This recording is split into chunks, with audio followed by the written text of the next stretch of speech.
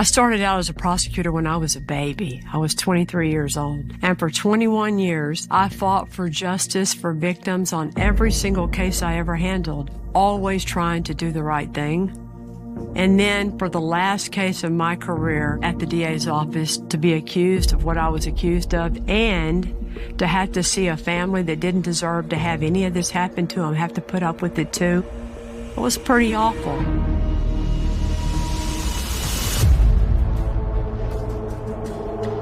On January the 11th, 1999, the murder of Belinda Temple, who was 8 months pregnant with a little baby girl, shocked everyone in Katy, Texas, and changed a lot of people's lives. Prosecuting this case was one of the most difficult things I've ever done in my whole career. This trial made my life a living hell for a long time because I was accused of withholding evidence and sending an innocent man to prison.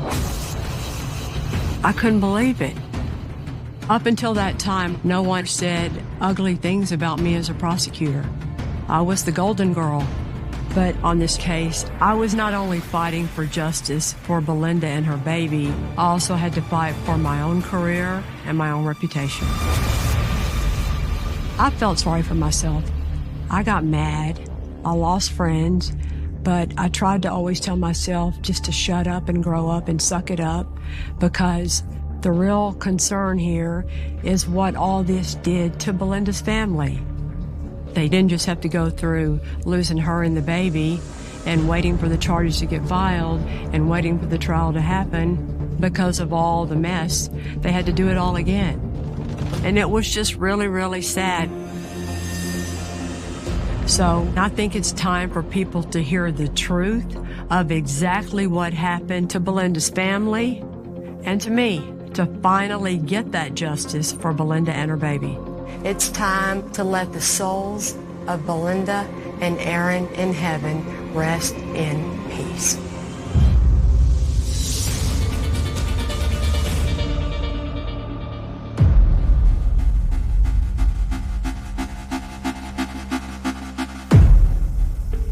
Harris County 911 Police Fire Ambulance. Yes, somebody's broken into my house and my wife has been shot. Stay on the line for the ambulance, sir. Her brain is on the floor. I think she's already dead. She's 8 months pregnant. Around 5:30 in the evening, Sarge come in and told us they had a homicide at a location in Katy. When we first arrived at the scene, David Temple was sitting on a bench in the backyard, and his dog was loose. Temple's had a chow that was not real friendly. You couldn't get anywhere near the house. He wasn't going to let you in. After Mr. Temple secured the dog, we detained him in a marked unit. According to the homeowner, David Temple, his wife is upstairs in her master closet, dead, with her brains blown out. Constable's office already had secured the scene, and a couple of us did enter the residence. It looks like there was forced entry to the back door. First, we went up the stairs to the master bedroom. To the left of the main bathroom was a large walk-in closet, which is where we saw Belinda's body. Feet closest to the door and her head toward the wall. There was a significant amount of brain matter there on the wall and between the clothing. This was vicious. This was brutal. It's clear, I mean, it was a shotgun blast because there's pellets on the ground, there's shotgun wadding and brain matter all over the wall. We did find 2 guns in the closet, both of them rifles. They were behind some clothing in the corner, but no shotguns. As we went through the first floor, we saw that there was a television lying by the table, and it's still plugged in. We also see the drawers were open, but everything was neat and tidy in the drawers. If this is in fact a burglary, it was botched because a burglar is going to take whatever they can find to carry out of a house. Right away, investigators are noticing things that the average person doesn't notice and appreciating that things just aren't quite adding up. One thing about the forced entry to the back door is if the door was in a closed position and someone from outside forced entry by breaking the glass to get in to turn the knob, you would expect to see the glass going in that direction. The glass was not where it should be. In this case, all the glass is shattered to the left in front of the fireplace. Therefore, the door had to have been open when the glass was broken. We needed to get a statement from David. He's supposedly the last to see her alive, first to see her dead. Was there somebody in between there? We don't know. So I took him to the station. In any investigation, the detectives want to try and get statements from all the witnesses they can as soon as possible, because that way everything that just happened is very fresh in their mind. While I was talking to David, he certainly did not appear to be grieving. He had no tears in his eyes. His eyes weren't bubbling up. He was cordial in talking with me back and forth. He went through the story. He teaches at one school. His wife teaches at another. His son was at a daycare, and he was sick. His wife had to go pick him up. David said she dropped by his family's house, and while there, she picked up some soup and brought it home. When she got home, she said she was tired. So David decides to take the child out to a park and then go shopping. I had asked him what park he went to. There's two different parks, and he was mixed up on what park he had taken him to. And then he said after they played at the park for just a short time, he went to Brookshire Brothers to go shopping. And then he went to Home Depot. After he left Home Depot, he went home. And as he's coming out of the garage, he notices the window is shattered on the back door. So he immediately picks Evan up, his son, and takes him across the street to his neighbor's house and tells him there's something going on at the house. Watch the child. 911, go ahead, ma'am. Yes, somebody has broken into my neighbor's house, and he wanted me to call you. Where's your neighbor at right now? Him and my husband went back to the house. Between the different things in the house not seeming to add up to a burglary and the holes in David Temple's story that just don't make sense, it's just natural that the detectives would need to ask him more questions. Now we go back in and talk to him, and we're saying, this doesn't look right. This doesn't look right. This is where he starts getting agitated. And I said, the only thing to really clarify this would be if you'd agree to take a polygraph, and that's where he stopped. I ain't doing that. I don't have anything else to say. I want an attorney. I think a polygraph is a tool to show you how cooperative someone really is. So if your wife and your unborn daughter have been brutally murdered and you want to cooperate and you want to find out who did it, why wouldn't you take a polygraph? Why wouldn't you hurry up and take a polygraph so they can check that box and move on to find the real killer? And of course, I called the DA, and the DA said, yeah, we just don't have enough. Just because he doesn't want to take a polygraph's not a probable cause to arrest him. So we have to let him go.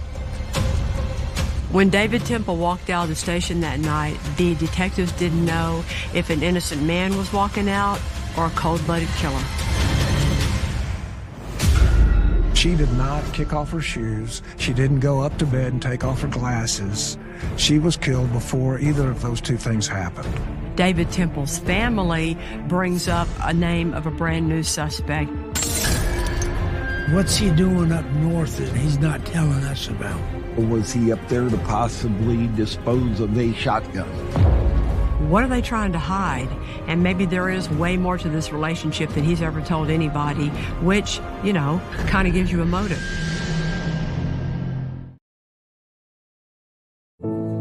I fell through the ground. I didn't make a sound. January the 11th of 1999 was the worst day of my life. I get a phone call from Belinda's father-in-law, Ken Temple. Kenny said, Belinda's been murdered.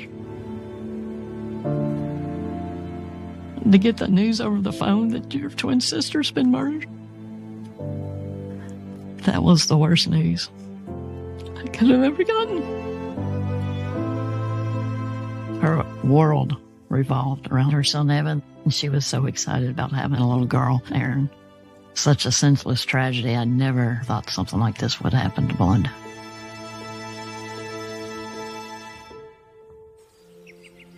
By the next day, Belinda Temple's murder was the lead story because it was so unbelievable. This morning, the students and faculty at Katy High School are shocked and saddened by the death of teacher Belinda Temple, who was found shot in her home last night. There was a lot of news coverage with the students talking about how much they loved her. Even if they weren't in her class, they would go by, "Hey, Miss Lucas, how are you?" She would go into the gym and shoot basketball with them. She impacted everybody that she met. This case got a lot of press because Belinda was everybody's sweetheart. And David Temple had been the biggest star of the football team at Katy High School.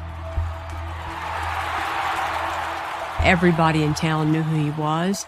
And so when they met each other at Stephen F. Austin, fell in love and got married, everybody liked them and loved that story.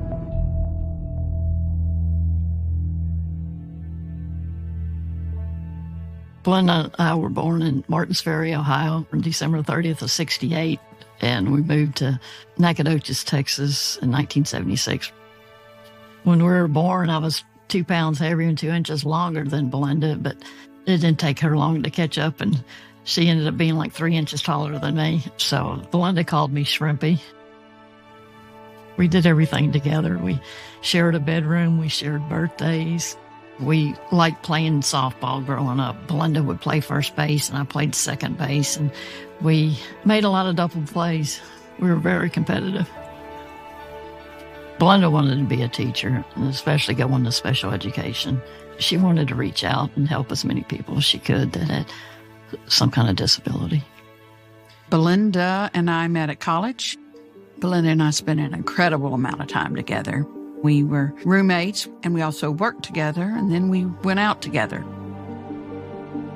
When she first met David, I thought he was a pompous ass. He made fun of my accent and my kicking boots, so it wasn't the best first impression, but she was very happy, so, you just roll with it.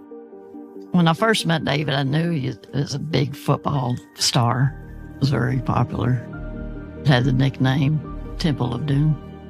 David and Belinda both wanted to teach and coach, both athletic, both family-oriented. They both had the same goals. She loved him, and she was ready to be a wife. Belinda seemed so happy.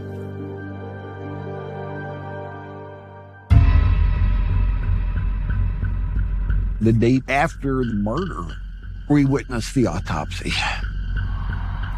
The evidence is collected that is still with the body, like pellets from the shotgun. According to the medical examiner, it was a close contact wound with a 12-gauge shotgun to the back of Belinda's head. And yes, of course, seeing the baby removed from the womb.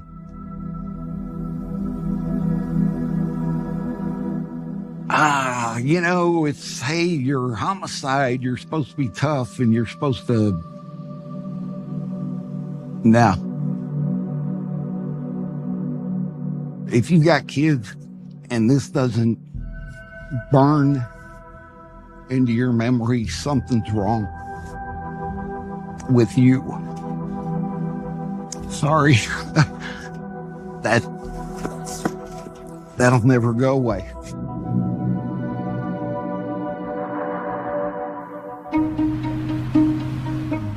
When we first get on an investigation, we divide up the duties.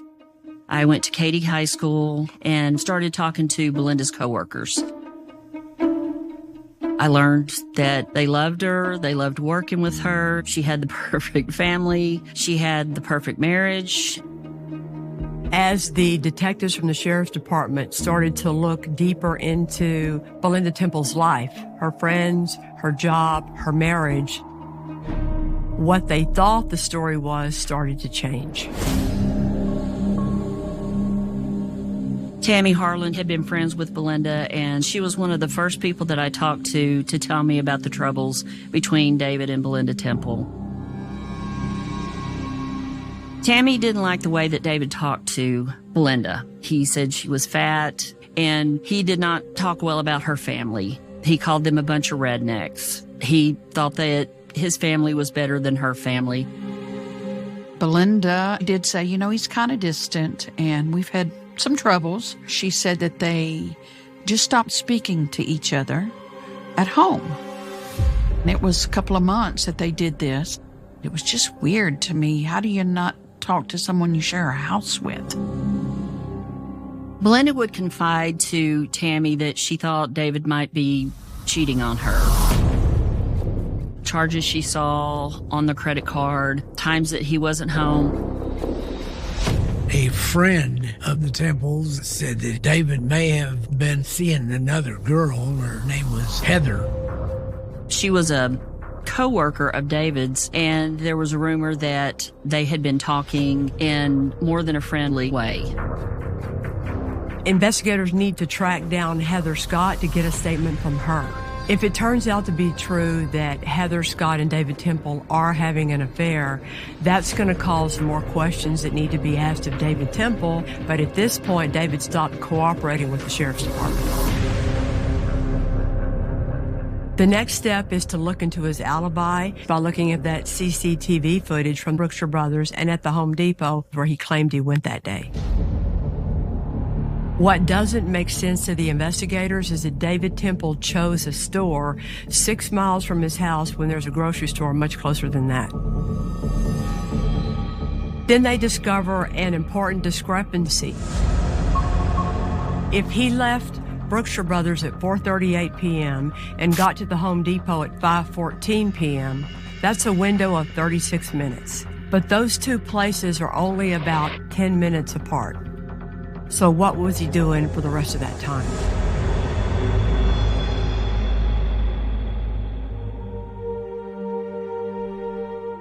Belinda and Aaron were laid to rest at the First Baptist Church in Katy, Texas. Several hundred people came to her funeral. A lot of students, I believe they had actually closed the school down early so they could attend the funeral. Belinda's parents were there, and of course they're just devastated. They loved Belinda. They loved her. But David wasn't really crying. He wasn't really, he just sat there. I've never had a murdered spouse, so I don't know how you're supposed to act, but it's kind of weird. While the investigation is still in the early stages, David Temple's family brings to the sheriff department's attention the possibility of another suspect. Riley Joe Sanders was the next door neighbor. He was going to the same school that Belinda taught at. And there was some initial information that there was hard feeling between him and Belinda. We needed to get some more information.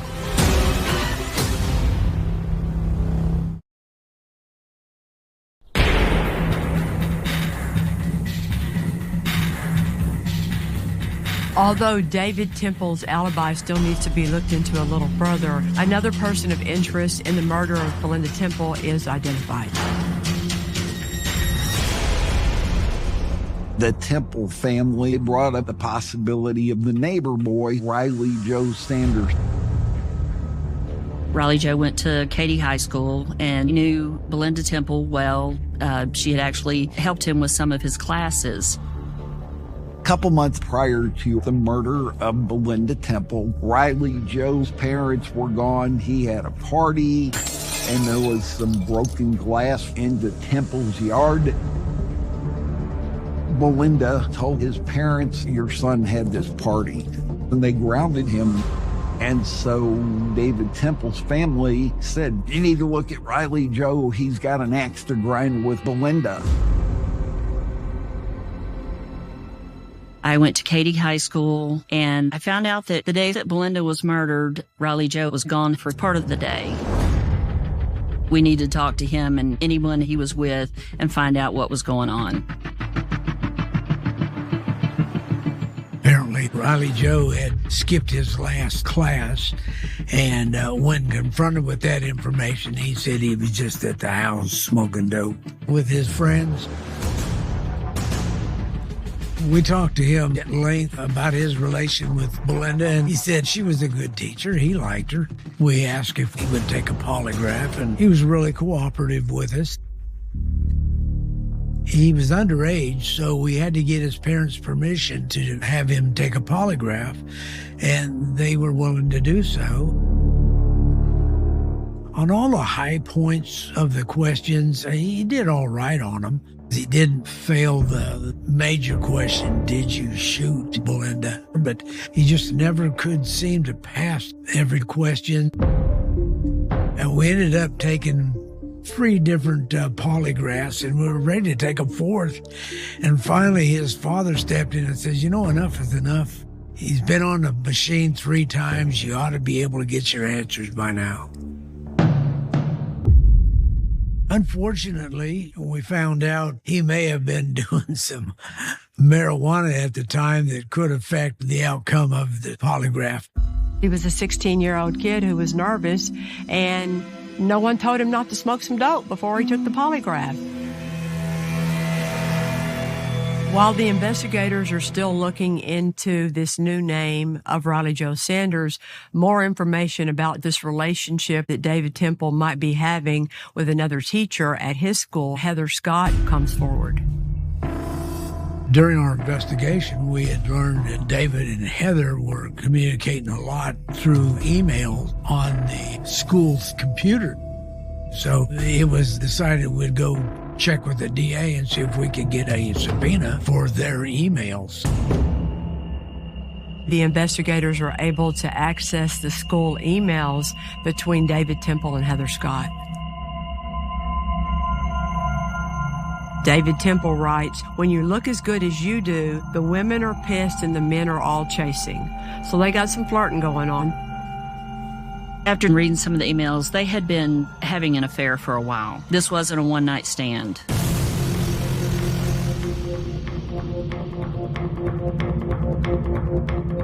As a matter of fact, they had spent the weekend together New Year's Eve when David was supposedly hunting.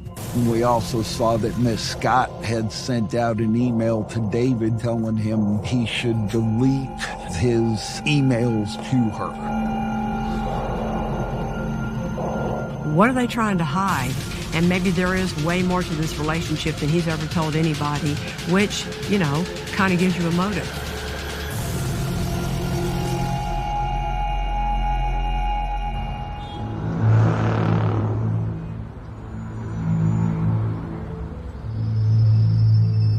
Heather Scott came to the office. My part was to get a little more detail about their relationship. Heather didn't want to admit that she was sleeping with David. Everyone knew that his wife was pregnant, and she didn't want people knowing that he was actually coming to her house on a regular basis.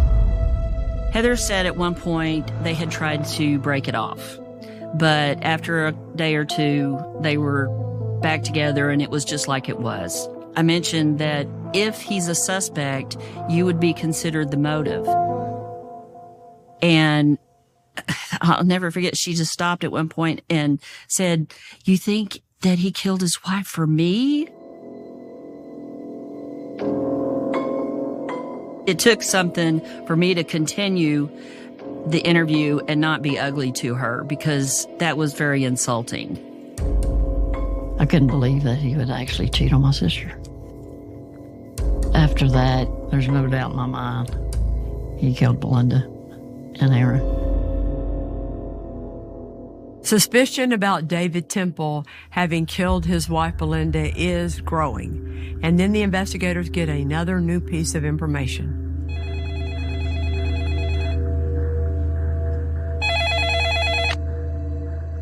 We heard from an old classmate of David Temple, his name was Buck, that said he had seen David in the Katy area on the day of Belinda's murder. So we wanted to go out and see what kind of information he had. Around 5 on the day of the murder, Buck saw David Temple pulled up to the stop sign at Katy Hockley Cutoff. Buck had been traveling eastbound, and he saw David Temple southbound. He honked his horn and waved, but David didn't respond, possibly didn't even notice him. That was very significant to us because we had video from the Berkshire Brothers. We had the video from Home Depot. And then in the middle of all that, we've got him appearing at this intersection, traveling southbound on Katy Hockley Cutoff, which puts him in an area where his mom and dad live and where there are a lot of rice fields and water retention ponds. What was he doing up there? What's he doing up north that he's not telling us about? Was he up there to possibly dispose of a shotgun?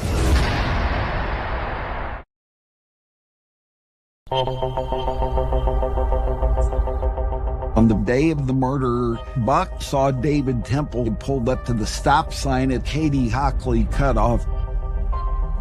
What's he doing up north that he's not telling us about? Was he up there to possibly dispose of a shotgun? After searching for a weapon for 3 or 4 days, I called a DA and told him that we just didn't have the smoking gun, and they concluded again that they wouldn't be able to file any charges until we come up with something that would link David Temple to the homicide. The detectives thought they had enough evidence, but the prosecutors at that time were still thinking that maybe more information would come up. They were still looking for the murder weapon. They were still hoping that something new might break wide open. And then the Belinda Temple murder case goes cold.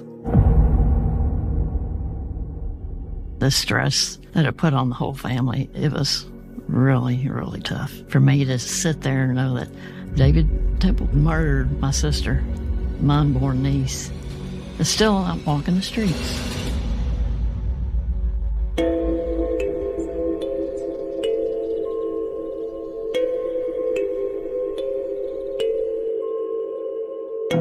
At that time, I was the victim advocate in the mayor's office.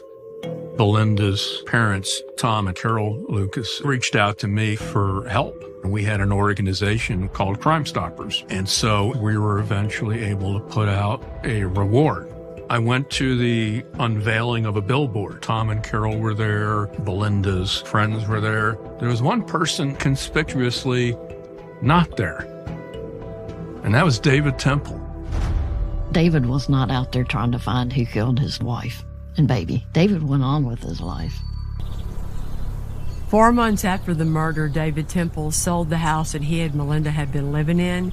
He bought himself a new pickup truck, and then he bought himself a new house in Richmond, Texas. 2 years after the murder, he married Heather. Heather ended up being the person who raised Evan. Belinda should have been raising Evan. I didn't want to be around her. It's not that I didn't love Evan. I love Evan. So Belinda's family had no further connection or relationship at all with Evan. It was tough. Month to month, year to year, just dealing with, is this case ever going to be taking a draw?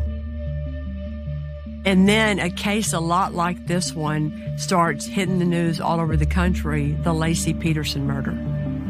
There's a lot of similarities in the Laci Peterson case and the Temple case. They were both pregnant, both school teachers. Both their husbands were having affairs. In late 2004, the Peterson case goes to trial, and Scott is ultimately convicted of murdering Laci and their unborn child. That gets people around the Katy, Houston area taking another look at the Belinda Temple case. We wanted justice. Laci Peterson was getting it. We wanted it for Belinda. Tom Lucas, Belinda's dad, called the district attorney of Harris County, Chuck Rosenthal, and told Chuck, how come California can get a verdict on a case like this, but y'all can't do your job here in Harris County? Chuck Rosenthal called me and said, Kelly, do you know what case Tom Lucas is talking about? And I said, yeah, that's that Katy football coach case. And I remember taking it home, and I read it over the weekend, and that's how I first got the case.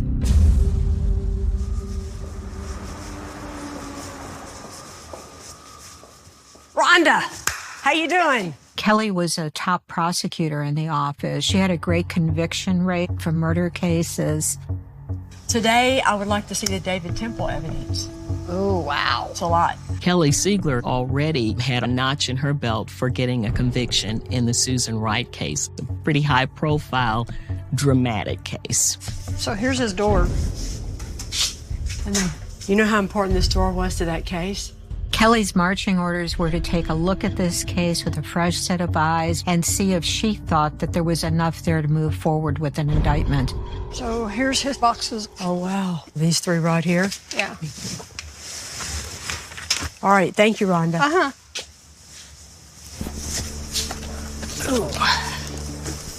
When I read the file, I did the same thing I do now on Cold Justice. I'm taking notes for to-dos and questions and things that need to be addressed. Wow. These are the shoes that Belinda had on that day when she got off of work, still on her feet, 9 months pregnant when she went upstairs and was found in her closet. And all of her girlfriends and her sister talked about how the first thing Belinda would do when she'd get home every day is kick off her shoes, especially when they were swollen as they would have been being so pregnant. David Temple told law enforcement back then that she was taking a nap. Well, I don't think very many women 9 months pregnant take a nap with their shoes on. And she still had her glasses on. Look, that's still the brain matter and blood on her glasses. The timeline was always the big thing to make a jury understand in this case. Using the initial statement David Temple gave the night that Belinda was murdered, along with all the reports and everything gathered by the sheriff's department up until this point in the investigation, this is what was known at the time I started working on the case. David Temple said that Belinda stopped at his parents' house to pick up some soup and then got home at 3:45 p.m. Then she went upstairs to take a nap. David Temple says that Evan started to feel better, so he took him to a park to play, but he doesn't remember which park it was. Then to a grocery store. The timestamp showed David and Evan coming to Brookshire Brothers at 4:34 p.m. and leaving at 4:38 p.m., where they bought a bag of cat food and a Coke. Next, David Temple said that they drove to the Home Depot, which is about a 10-minute drive from Brookshire Brothers. But he and Evan weren't captured on the Home Depot video until 36 minutes later, which makes no sense. Until Buck Bendeman comes forward, who says that he sees David Temple up in the area north of Home Depot and Brookshire Brothers, close to the house where he grew up, close to all the rice fields, at around 5 p.m. at the intersection of Morton Ranch Road and Katy Hockley Cutoff. Katy Hockley Cutoff, Morton Ranch Road intersection. Why didn't David Temple mention that? And what was he doing up there? Buck Bendeman is the key to this case. And then you throw in the staging of the burglary, the motive for the affair, and I got all finished with it. And I thought to myself, I would file this case right now. This case is like the pinnacle of circumstantial evidence cases, and a lot of prosecutors want more than that before they'll do their job. To me, circumstantial cases are beautiful. There might be more work required to tell the story as opposed to a DNA case or a confession case, but they're the best cases there are because the truth is in the details. Just after Thanksgiving 2004, 5 years after Belinda's murder, I said, all right, let's call the sheriff's department and let them know it's time to arrest David Temple. That was a great day in all our lives. Mr. Temple was pulled over on his way to work. I would have loved to seen his reaction when they put him in that patrol car. And as we're driving downtown, all I said was, you know what this is about, right? And he said, no, what? I said, Belinda. He's like, you got to be kidding me. This crap's been going on for almost 6 years now. He was taken into custody, and he quickly bonded out.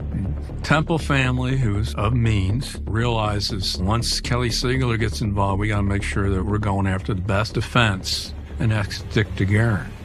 I'm an innocent man, and I have all the faith in the legal system.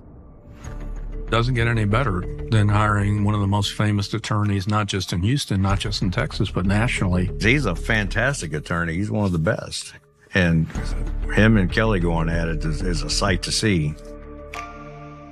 When I tried the Dror Goldberg case, gone up against Dick DeGuerin, the trial lasted 4 weeks. And I lost 10 pounds, but I learned more in that trial watching him at work than I ever learned in my life. And the funny thing that nobody knows is right after the Dror Goldberg trial, he told me, you know, Kelly, you ought to run for DA. You did a good job. But by the time we went to trial on David Temple, I had tried and won a couple of other cases against Dick DeGuerin and his firm, so he didn't really like me as much anymore. Because if anybody was going to put this puzzle together and then actually prove it to a jury, it was going to be Kelly Siegler. It was going to be the battle of the Titans.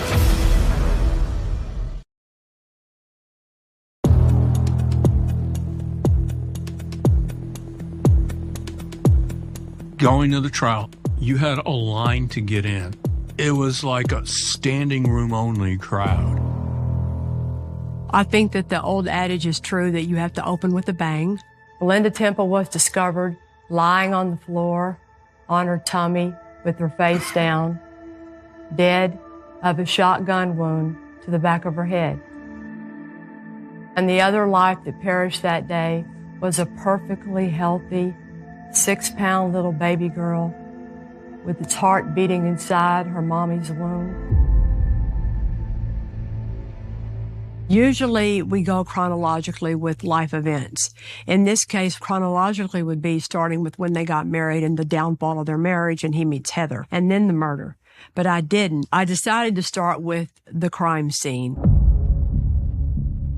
The call goes out, law enforcement shows up, and what do they see? And start with that to explain what they saw, what they didn't see, what doesn't make sense, and then go back in time to build the rest of the story.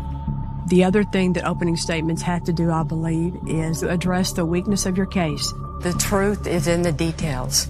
She explains that she has no smoking gun. She has no forensic evidence, but she has a lot of little bits and pieces to the puzzle, and everything points at one person, David Temple.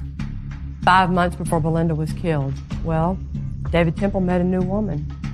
On January the 8th of 1999, a Friday, the defendant says to Heather Scott, "You know I'm falling in love with you." 3 days later, Belinda Temple was executed in the back of the head in the home where she lived with this man. You never know when you give an opening statement if the defense is going to give one at all, but Dick gives an opening statement right behind me. It's true that David had an affair, but David would never leave Belinda. I'm going, what? Then he says that the glass in the back door broke because it slammed against this hutch that the Temples had behind the back door. And as he goes into the house, He throws the door open. So the defense tries to, I guess, give an explanation for why the glass wasn't where investigators thought it should be, with somebody punching in the glass. After Dick tries to explain the glass from the back door being in the wrong place for a burglary, he then points his finger at the person that he believes is the one who broke into the house and killed Belinda. The evidence will show that they ignored other leads. And that suspect is Riley Joe Sanders. Opening statements end, and the prosecutors start calling their witnesses. I questioned Dean Holtke a lot about all the evidence at the scene, all the unusual things that he saw, but we spent an extra amount of time with him talking about the way the glass was spewed from the door once it was broken. The glass was all facing in an angle consistent with the door being open. Because if the glass had been shot with the door shut, it would have gone straight ahead. On cross-examination, Dick tried really hard to pick apart Dean's theory of why that glass ended up where it did. He was trying to say David came in like a linebacker and threw the door open. If the door slammed into the hutch, which there's no evidence that it did, because there was little figurines on this hutch that they weren't falling down, you would expect if the door hit there, you'd see a bunch of glass right there. Besides the evidence having to do with the glass, another huge piece of the case had to do with the Temple's dog, Shaka. And there was a lot of testimony from a lot of witnesses about how vicious that dog was. Dick DeGuerin was trying to tell us that David had the dog locked up in the garage while he was gone that day. But why would he do that with his wife in the house? I mean, that's her protection. If Shaka had been in the backyard that day, there is no way any burglar would have gotten into that house to get to Belinda. Don't you think that if David Temple could have said back in 1999, well, the burglar got into my house because my dog was in the garage, he would have said it. The dog was in the backyard, and how in the world did a burglar ever get past that dog? Then we got into the interview that was done with David Temple the night of Belinda's murder. The beautiful thing about Chuck Leitner's interview of David Temple is that David Temple is locked into his story. The problem with his story is that even though he's on videotape and we know when he was at the Brookshire Brothers and at the Home Depot, there is an extraordinarily long period of time between those two places.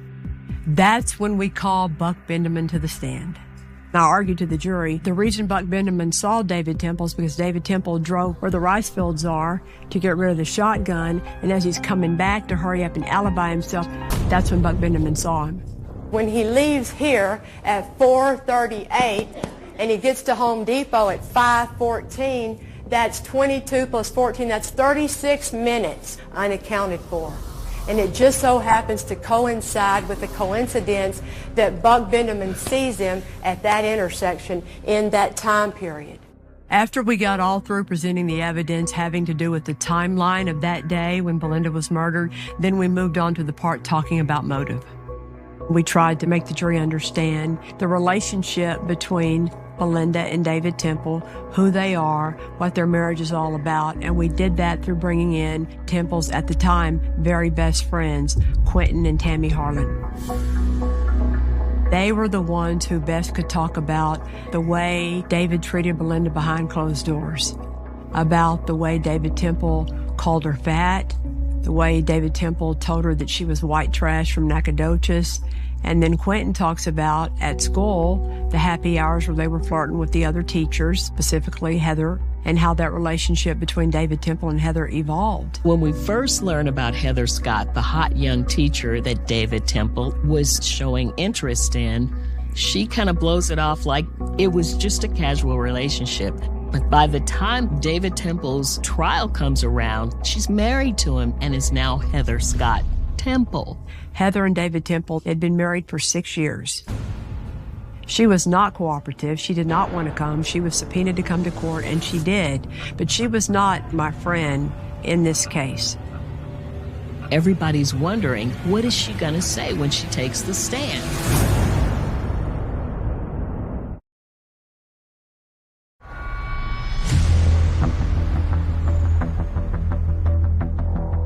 You have a marital privilege if conversations you have are said while you're married.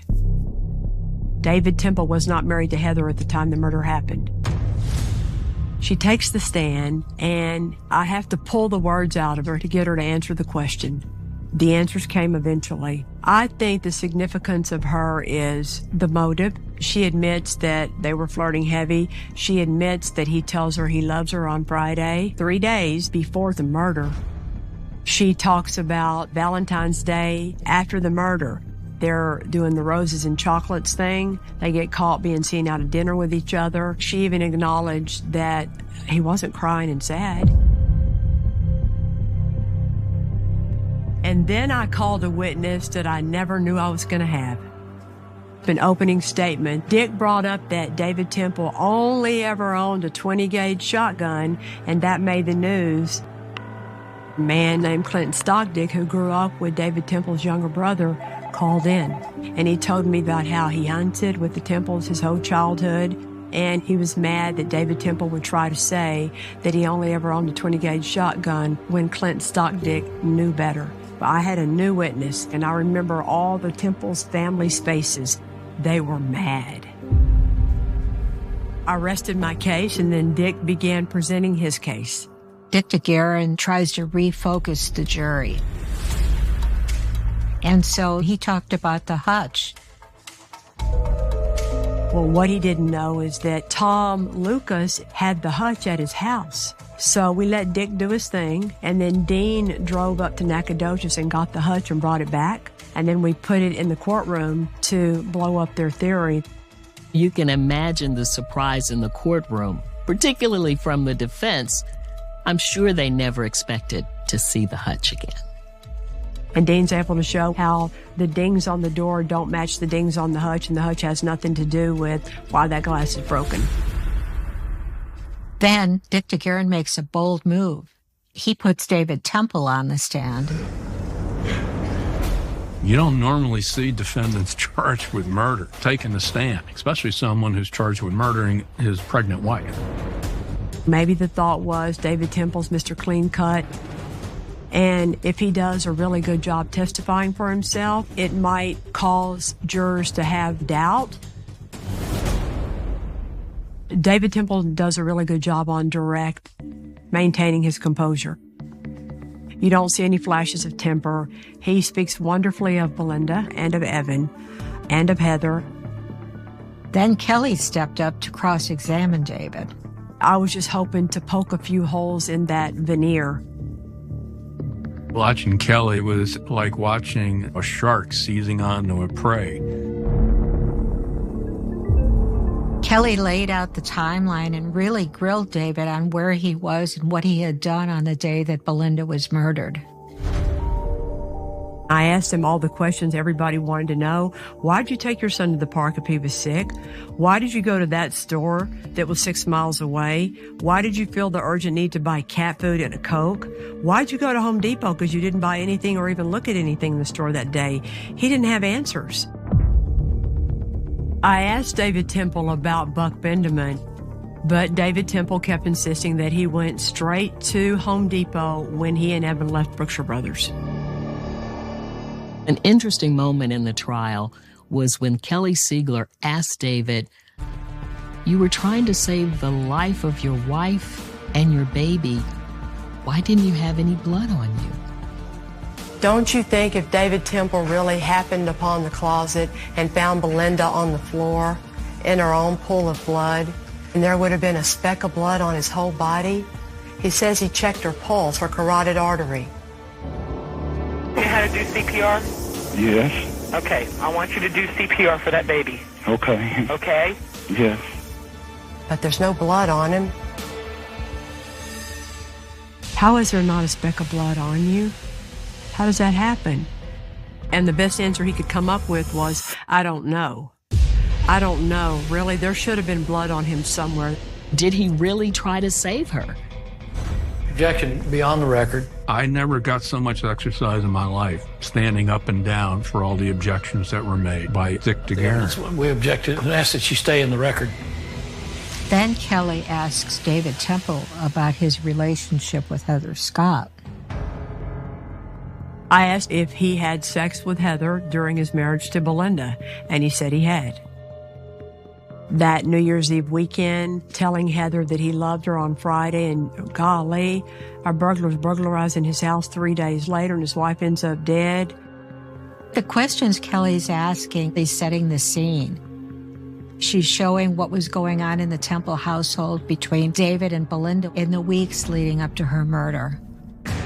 It was quite a sight to see. David Temple doesn't like being challenged by anybody. David Temple thinks the world revolves around him, and to have little Kelly Siegler, this pit bull, just firing off. I think that the points that I needed to make were made. You just can't ignore the coincidences. When David Temple got off the stand, I'm pretty sure he was glad that was over. Throughout his whole case, Dick DeGuerin kept coming back to the idea that Riley Joe Sanders, the kid living next door, was the person who killed Belinda Temple. So then Kelly calls a surprise witness. We called Riley Joe Sanders as a rebuttal witness.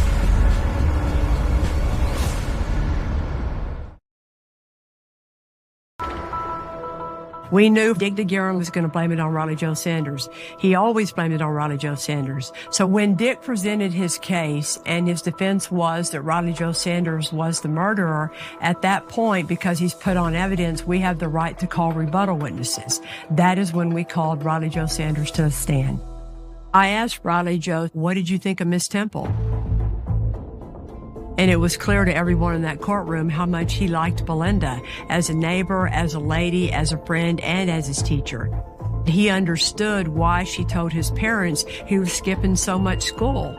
It was clear to everybody in that courtroom that this 16-year-old kid had cooperated completely and had no motive in the entire universe to want to kill Belinda Temple. Riley Joe Sanders talks about how it felt when he heard Miss Temple was killed, how it felt to be blamed for it, what he went through.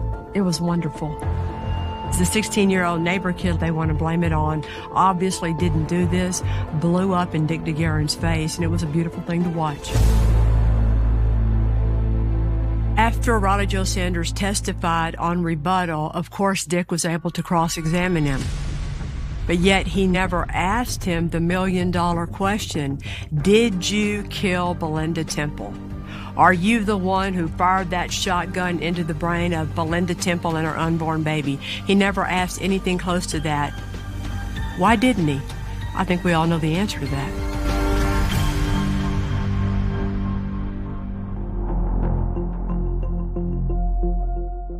The first thing that I told y'all a month ago was the truth is in the details. The truth is in the details. And what that means is the lies that this man told and the things that he chose not to say, the actions that this man took and the actions that he chose not to take are the little pieces that are the truth. That family has decided they have the right to grant absolution to this defendant. And they want you to do the same thing. The problem with that is it overlooks the truth and it denies justice to Belinda and Aaron. That was the longest final argument I ever gave. It was over an hour long, but this case, to me, had so much detailed circumstantial evidence, and I needed to remind the jury of all those details one more time so that they could try to remember all of them when they went back to deliberate. Buck Bendeman is circumstantial evidence because he's got no reason to lie.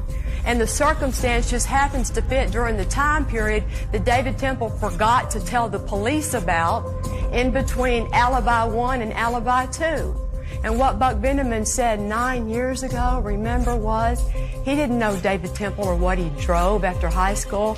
Medium blue, short wheelbase, single cab, Chevrolet, 91 or 92 truck. Got it exactly right.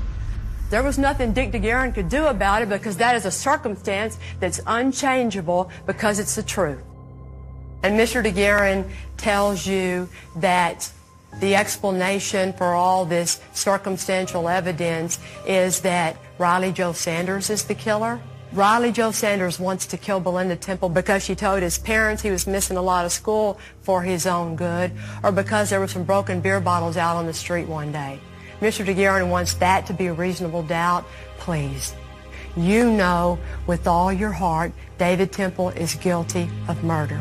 And today, almost 9 years later, it's time to let the souls of Belinda and Aaron in heaven rest in peace.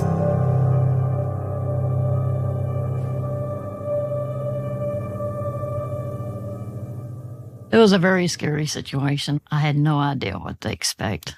It's hard to predict. You've got 12 people trying to decipher a very difficult case without a I got you moment. I'm hoping that they see what we see, that David Temple was the only one who had the motive and had the means and wanted to kill Belinda. The trial lasted for about a month. The jury came back in just a few hours. Mr. Foreman, I understand you have a verdict. If you'll pass it to the bailiff, please. We, the jury, find the defendant, David Mark Temple, guilty of murder as charged in the indictment. When they came back and said David Temple is guilty, you could watch the relief on Belinda's family, and you could see it visibly. Temple family was just dumbfounded. They were floored. I mean, they stormed out.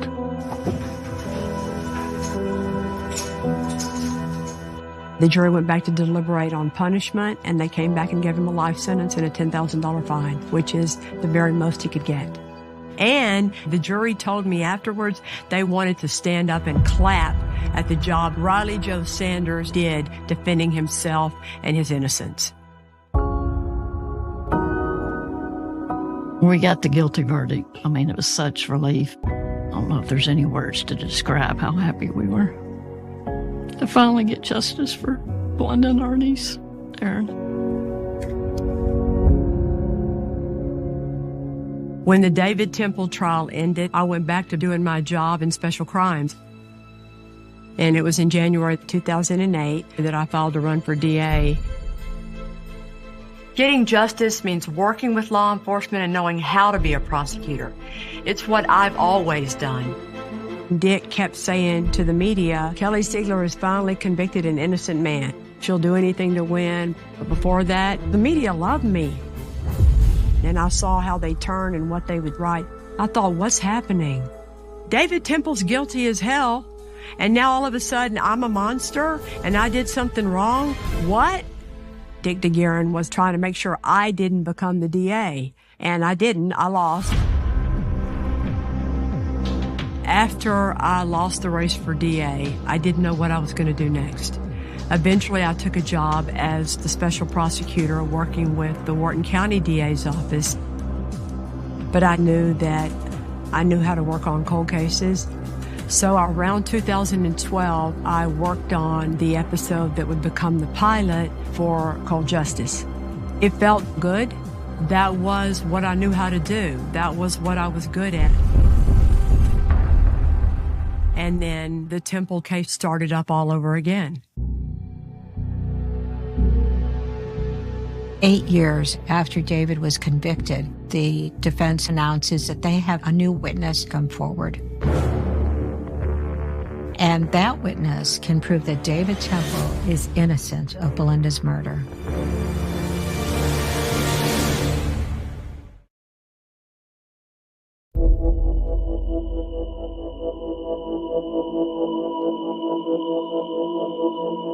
After a case goes through the normal process of appeals, it should be over. The only way to keep it from being over is to claim that you have newly discovered evidence or that something happened with your prosecutor during the trial that rose to the level of prosecutorial misconduct that necessitates a new trial. Now David Temple's defense team is claiming they have new evidence. A brand new witness named Daniel Glasscock, who supposedly heard Riley Joe Sanders say that he killed Belinda Temple. All of a sudden, the case is in the news all over again. They eventually get Daniel Glasscock in to testify about what he says Riley Joe Sanders told him about the day Belinda Temple was murdered. When he went to the house, as he went upstairs, the dog attacked him. He shot the dog, heard Belinda, put the dog in the closet, panicked, and ran. But we all know the Temple's dog was never shot. So that all blows up. So then the defense's only avenue left to get a new trial is to say prosecutorial misconduct because I withheld evidence. Because when you can't prove your client is innocent because they're not, that's the throwdown answer for a defense lawyer, is to claim the prosecutor forgot to give you this, or hid something, or cheated, or lied, or did something improper. At this point, Dick DeGuerin no longer represented David Temple. These new claims were being brought by Stanley Schneider and Casey Gautreaux. Prosecutor misconduct in the way it played in this case was the defense claimed Kelly Siegler did not turn over all the evidence about a potential alternative suspect, Riley Joe Sanders. It's called a Brady violation. Brady evidence is any evidence that is exculpatory or mitigates punishment or affects the credibility of a witness. All of those things are things that have to be turned over by the prosecution to the defense. In my opinion, I turned over every single thing that anyone could define as exculpatory or Brady in this case. And the defense says, well, she had 38 instances of doing something wrong. No, I didn't. Look at them one by one by one. Not one of those is truly exculpatory evidence. I mean, here's one that I didn't turn over: the FBI profiler's report, where they say usually a white male did it, he doesn't like his mom and he's unemployed. Not kidding. That I didn't turn that over. And it goes just like that through all 38 of them. We didn't hide anything from Dick DeGuerin, but the entire case file was not turned over because back in 2005, Dick DeGuerin asked for an examining trial to see if a judge finds probable cause to indict. But if you ask for an examining trial, the office policy at that time dictated that the file would then become closed to you. That was the policy. Dick DeGuerin used to be a Harris County prosecutor. He grew up in the courthouse world just like I did. He knows office policy. I remember saying to him, why do you want to do that, Dick? You know that the file's going to become closed to you if you do that. And he said to me, don't you tell me how to do my job. Like, copy that.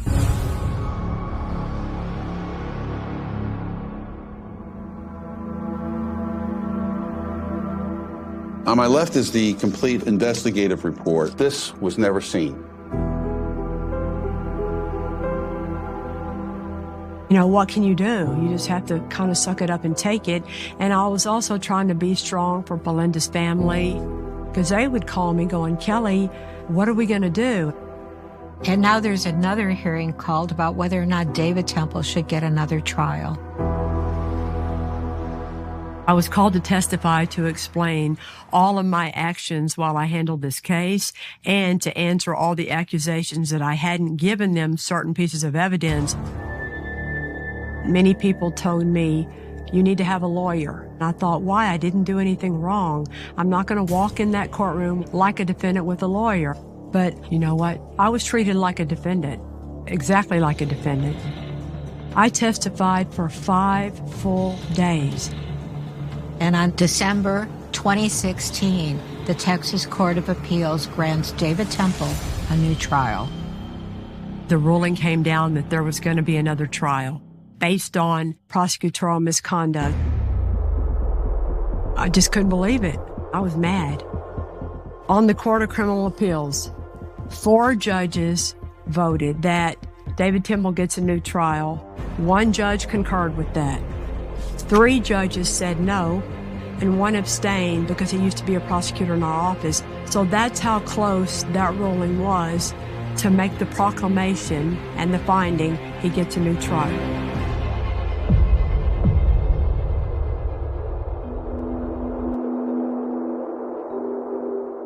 It's kind of a gut punch to get word that that's going to happen. Back in 2007, we got the guilty verdict.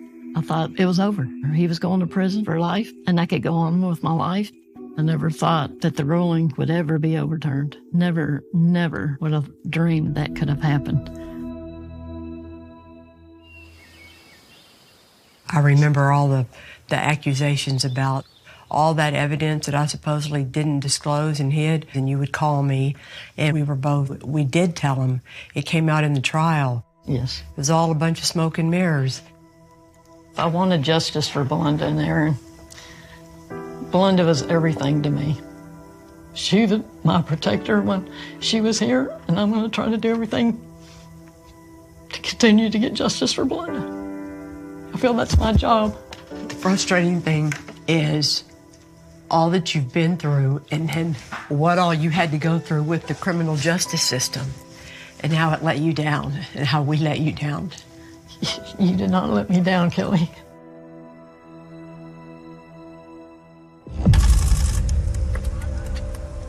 David Temple is now released on bond.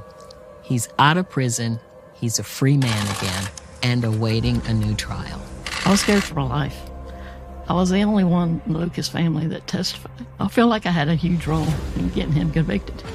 My brothers had me go out and buy 2 guns. I mean, he killed Belinda and his daughter. Why wouldn't he do it to somebody else? The defense is saying that they had all this new evidence, and everybody's wondering, what is it? If there was new evidence in the file on the case that proved that David Temple was innocent, I wanted to know what it was. Maybe I had judged this case wrong. We're waiting for justice to be served once and for all, and for the people that put me there and lied and cheated to be held accountable. David. Yeah.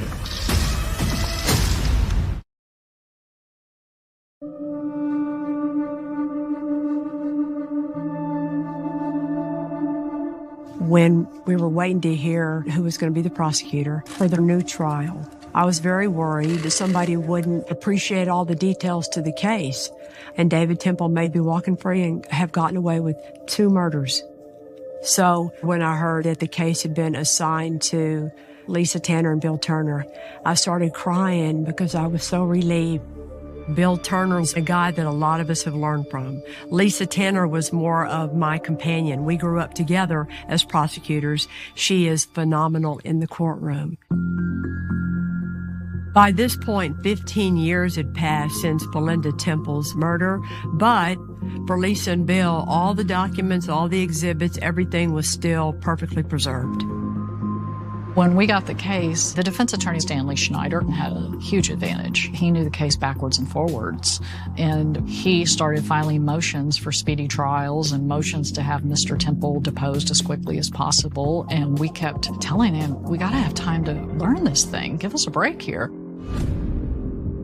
So we did what we would always do in a case like this, start from the beginning. When Bill and I got the case, David Temple was innocent as far as we were concerned. We walked through all of the evidence. Lisa and Bill saw all of the evidence the same way that the rest of us did and that I presented at the first trial. And came to the conclusion, look, if you want to follow the presumption that David Temple is innocent, the door is just closed, no matter which way you move. David Temple's timeline made no sense. His affair with Heather, the dog, that he never had a 12-gauge shotgun, all of it. We all saw it the same way. In the end, we were convinced David Temple was guilty.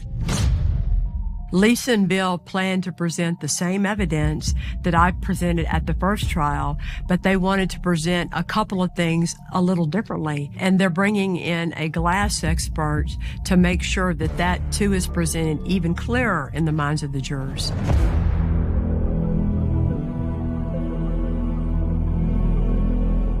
In the new trial, the first thing we did was looked at the home invasion part of it. It just didn't make sense. I think there's all kinds of reasons to show that David Temple killed Belinda Temple as soon as she got home. On the night of the killing, David Temple said he drove into the garage, shut the door, got his son out, put him on a bicycle because he was just going to go tell Belinda they were home. Same as in the first trial. We were able to show that there was no room to ride a bicycle with two cars in a two-car garage and the door down. So that didn't make any sense. And then we called Angela Vilma. She testified in the first trial. What was significant about Angie was the timing. Angie was a girl that lived in the neighborhood several blocks away. The day the murder was committed, Angie had a fight with her boyfriend, and she decided that she was going to leave and go to her friend Roseanne's house. And Roseanne lived across the street from the Temples. Angie started walking, but she had to stop before she could pass the Temple driveway because David Temple was pulling into his garage. And she had the time pegged almost exactly at 5:25.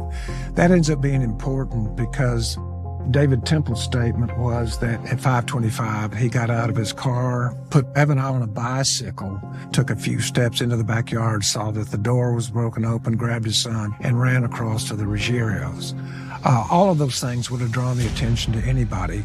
But Angela walked by their house at 5:25, just walked across the street, just a few hundred feet, and then sat on the porch for 10 minutes, and none of that happened.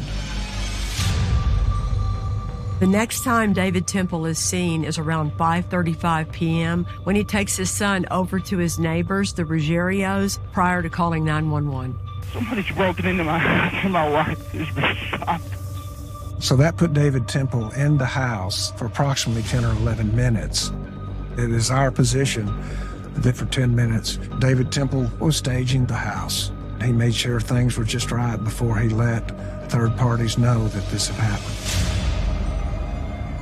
And then we felt like the jury had to hear the situation with the dog. There's three places Shaka could have been. Shaka could have been in the garage, Shaka could have been in the backyard, or Shaka could have been in the house. As the garage door was going down, Angie told us she saw David Temple's legs walking beside the truck. One thing that was significant to me was she saw his legs, but she didn't see a dog. So Shaka was not in the garage because he would have been right there with David Temple if he had been in the garage. Also, in the crime scene pictures, you see a bowl full of wet dog food. And I have big dogs. I know how big dogs are. We told the jury, there's no big dog that's going to leave wet food in his bowl. That doesn't make sense. So, same as in the first trial. And if the dog was in the backyard, no stranger's going to get by that dog to get to Belinda. Another huge crossroads was when we enlisted the help of Dr. Ravi, the glass expert. Ravi Shandar's amazing. I mean, he's the guy that does stress of all objects. So he's the guy that keeps our airplanes in the air. But one of his specialties was measuring what happens to glass when it breaks.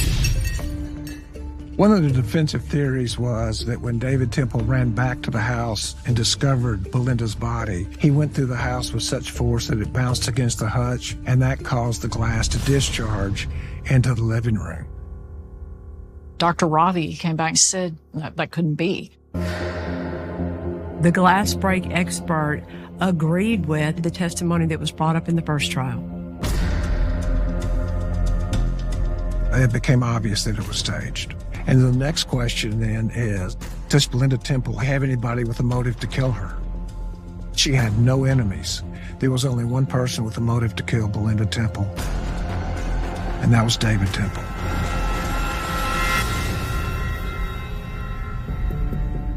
Just like in the first trial, Lisa and Bill knew that they were going to have to call Heather Scott Temple to the stand.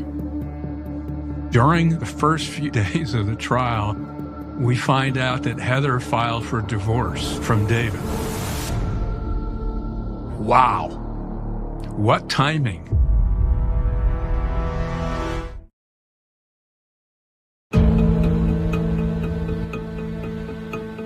I was in Florida working on a case on cold justice, and I got my text messages, breaking news that Heather Scott Temple filed for a divorce. And I was like, oh my God, good for you.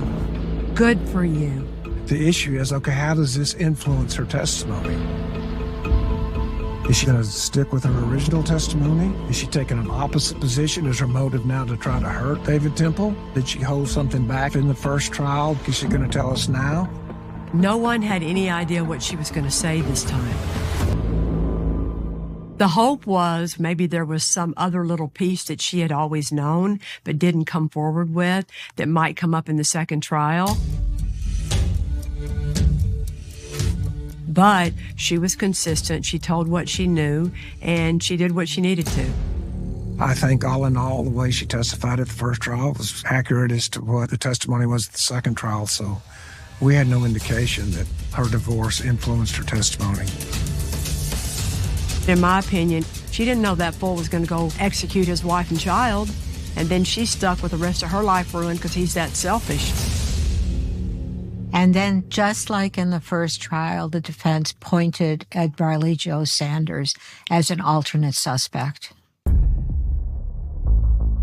It certainly appears from all of the records that in the first trial, the defense did receive at least some information about the investigation into Riley Jo Sanders. And by the time we got the case, the defense attorney, he had the whole file. I mean, he even had Kelly's notes. But in an abundance of caution, we copied it again and gave it all to him a second time. Riley Jo Sanders is now 36 years old when he's called to testify again in this case. We've got nothing to fear about Riley Jo Sanders on the stand. When you met him, you realized a couple of things. Number one, that at the time Belinda was murdered, Riley Jo Sanders had just been a really dumb kid. And then secondly, you realized, this many years later, he was a really nice guy. He has no motive to kill an 8.5-month pregnant woman. I understand why the defense made him a scapegoat, but more just from the human level, I just felt so sorry for the guy. His family lost their home. They had to hire a lawyer, and they used all their savings over this case. And then Stanley Schneider said, the defense rests. Think about that. The defense had everything, the entire file, including my work notes. And with all that, everything, there was not one scrap of new evidence they presented in their big new trial that they'd been squawking for all these years. No new evidence. There wasn't anything that the defense did we weren't expecting. So to all those people out there that say I hid something, where in the hell is it? It is our position that Belinda Temple was killed almost immediately when she entered her home. The testimony from David Temple was that when Belinda got home, she was tired and went up to sleep. When her body was found, her shoes were still on her feet. Her glasses, which were driving glasses, were still on her head. So she did not kick off her shoes. She didn't go up to bed and take off her glasses. She was killed before either of those two things happened. And David Temple did it. When the second jury went out to deliberate, a lot of people were pretty nervous. Nobody knew if they were going to come to a different conclusion than the first.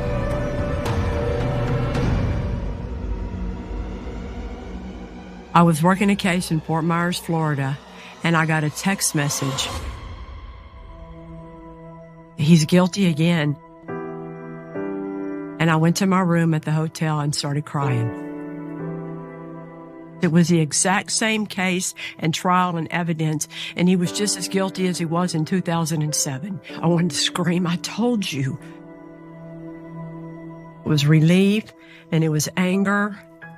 The immediate things that came to my mind are justice for Belinda Temple, justice for the Lucas family, justice for Riley Jo Sanders, justice for Kelly Sigler.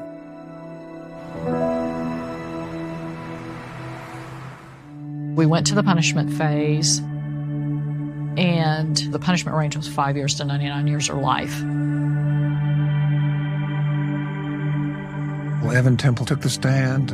Here's somebody that's lost their mother, and their dad's going to be in the penitentiary forever. And so for him pleading for his father's life, I think it's a significant thing. We were very careful and treated him with kid gloves. What a horrible situation to be in, to lose your mom and then have your dad charged with that.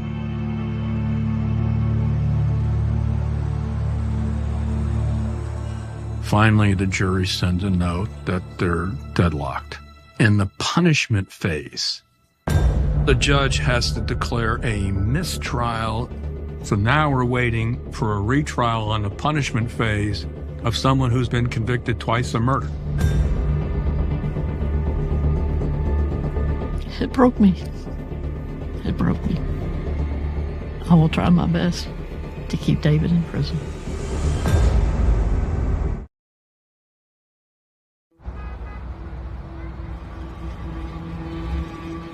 What happens in March of 2020? COVID. Everything's shut down. And we wait. And we wait. And finally, in April of 2023, the punishment phase resumes. I went down to the courthouse, and it brought back a lot of emotions, mostly feeling bad that they were all having to do it again. And I was very hopeful that it was finally going to be over with. The jury came back with a verdict in 2 hours. We, the jury, assess his punishment at confinement in the Institutional Division of the Texas Department of Criminal Justice for life.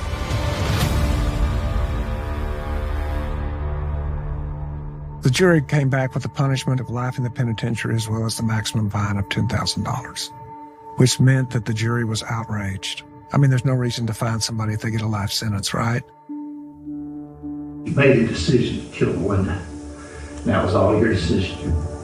I want you to think about that the rest of your life when you sit in prison or rot in hell.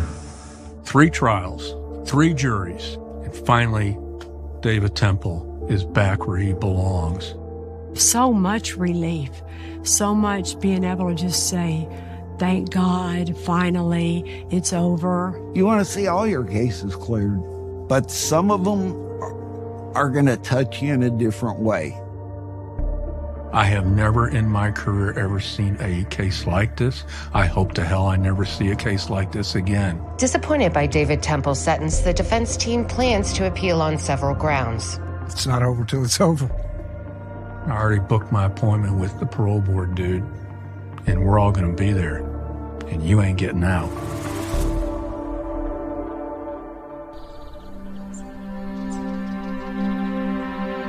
We got him. He's where he needs to be. If you could say whatever you wanted to say to David Temple today, what would you say? You didn't have to do this. Could have gotten a divorce. David, you robbed Evan and Aaron of a wonderful mother. What would you say to other family members out there? Just never give up. I mean, it took us over 24 years, but we did get justice for Belinda. Just don't give up. I feel like this case would still be cold if you wouldn't have went forward with this case. I truly believe that, and I love you for that. I've told you before, you remind me of Belinda a lot. With your determination, your heart of gold, I love you, Kelly. For you to tell me that, there couldn't be a better compliment. All right, baby. Bye.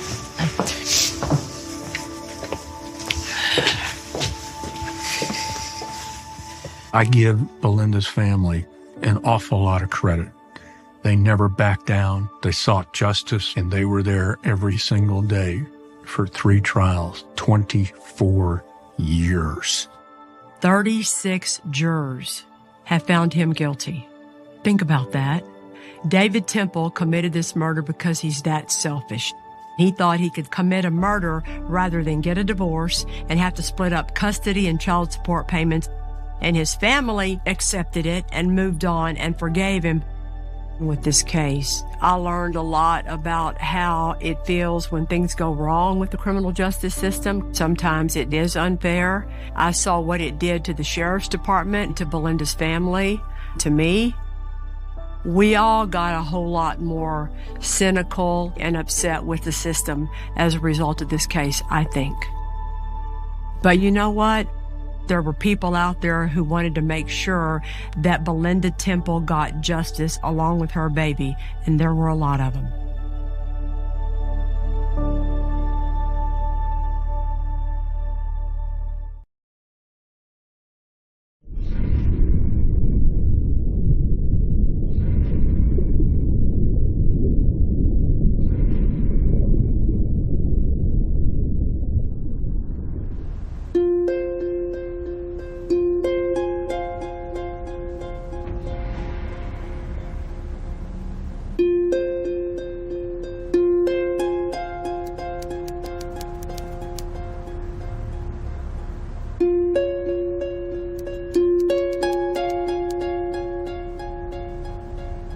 Diane Jones had gone missing.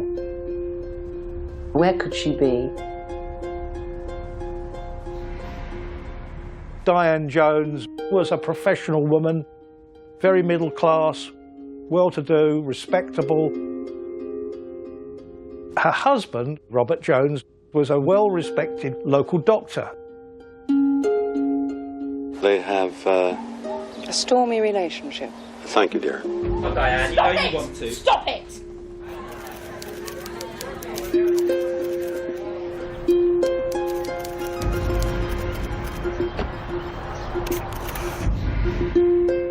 She's dead. Nobody's been charged, nobody's been convicted. Someone's got away with it.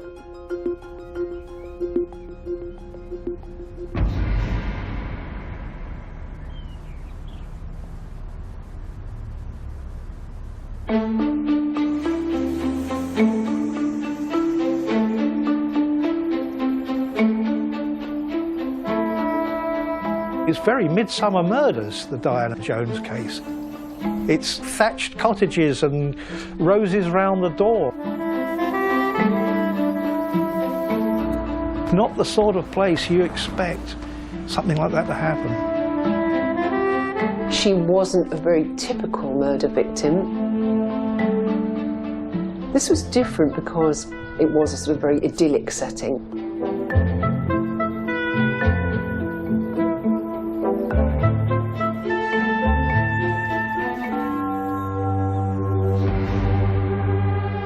Of all the unsolved murder cases, this one is unique. For 40 years, police hunting the killer of Diane Jones have said that their only suspect was hiding in plain sight. 3 times they submitted evidence seeking to charge her husband, the respectable local GP Robert Jones, with the murder. Each time they were told their evidence was not strong enough.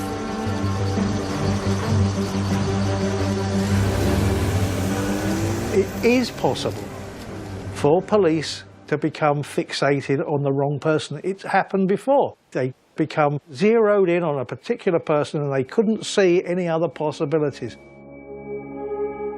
So what happened 40 years ago to set these extraordinary events in motion?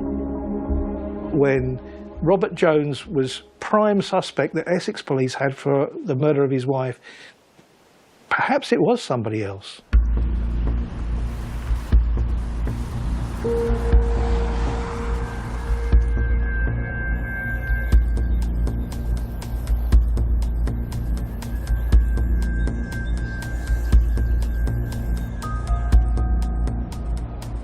"50 miles from central London, Coggeshall is a quaint town of 4,000 people in Essex.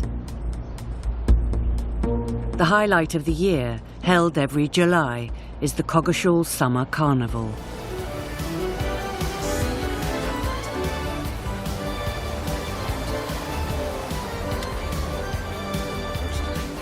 It's been a prosperous farming area since medieval times.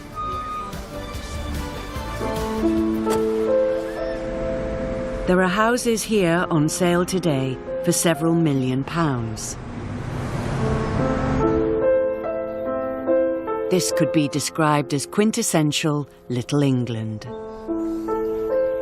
which is why such a brutal murder shook the community to its foundations.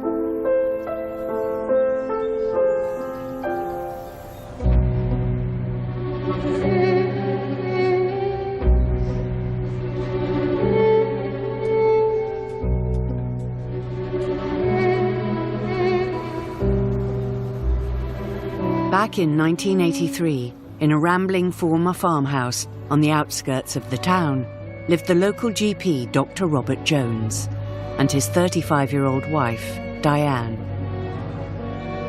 On the night of Saturday, July the 23rd, the couple visited their favourite local pub, the Woolpack.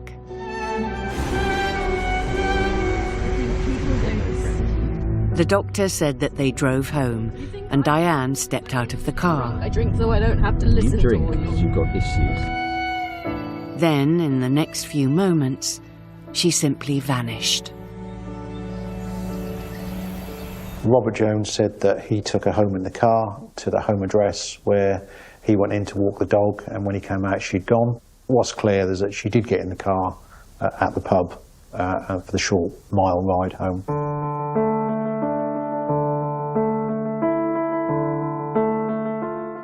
Initially, the story started with a disappearance. Diane Jones had gone missing. Where could she be? It was rather odd circumstances because she was quite a sort of a middle class, living in a nice area. It wasn't your usual crime victim. And her husband, he was the doctor in the town, quite a respected figure. So there was a lot of interest in this story. My name is Mike Baldry. I was a detective inspector on the Diane Jones murder inquiry. It's a quiet little place, a charming little place, and everybody knew each other. It was a stunning effect on the whole village because of the intense publicity. All the newspapers, all the major television channels were interested in it. At that time, there was a lot of investigation, a lot of inquiries into Diane's background, where she could be, people she might have gone off with, perhaps. How are you treating this case at the moment? As a missing person inquiry. Have you found anything at all? Not at the moment, no. All I will say to you is this, that the circumstances, as I understand them, surrounding her disappearance, give me cause for concern as to her welfare and safety. She was a tortured soul, there's no doubt about it. I don't suppose I was worldly wise enough to pick up on the real internal turmoil that she was going through. My name's David Wiley, and I knew Diane Jones as a neighbour of mine, and we became friends. She was one of these people who was just, I don't know, she's a victim. Sad, terribly sad. Victim, didn't deserve what happened to her. Not in a million years, no one deserved that. And the really frightening thing for me was that she predicted all of it.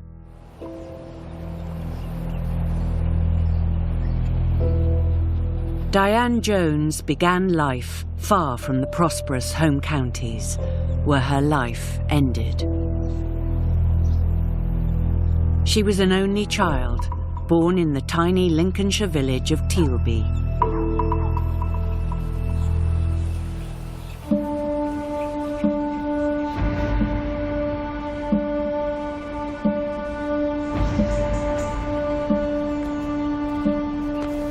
I knew Diane very well through our teens, and we kept in touch over the years. At the time, it was a very rural village. There was little shops, 2 pubs, very friendly.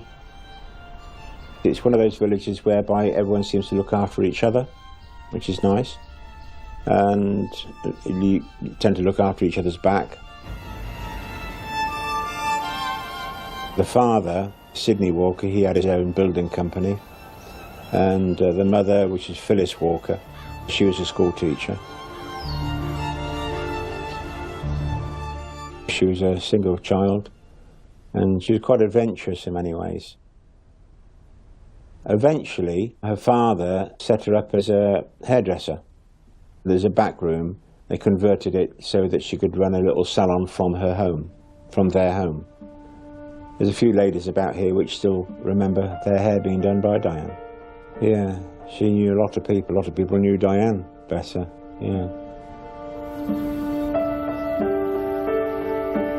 We would go to the local pub, the King's Head, and Diane was working behind the bar. A bright, smiley person that you greeted when you came in the pub. I count myself very lucky to have known Diane when I did. She met our friend, Ian, who was godfather to my son, and we got to know her much better then. There was a chap who came to the pub. His name was Ian Hamilton. And he said, "That's a pretty girl." He says, looking at Diane, you see. And one of the other lads, he says he laid a wager. And he says, "I bet you're scared to ask her out." Anyway, he did so, and strangely enough, about a matter of months after that, they were married. They got married without telling people. They came round to see us to tell us that they were married, which was quite a surprise, but a nice one at the time. They moved down south. Ian got a job down there, and they both moved down. And to start with, they were very happy. She enjoyed parties and things. Ian was a very gentle person, and I think that was what she liked about him. He was her rock, I think.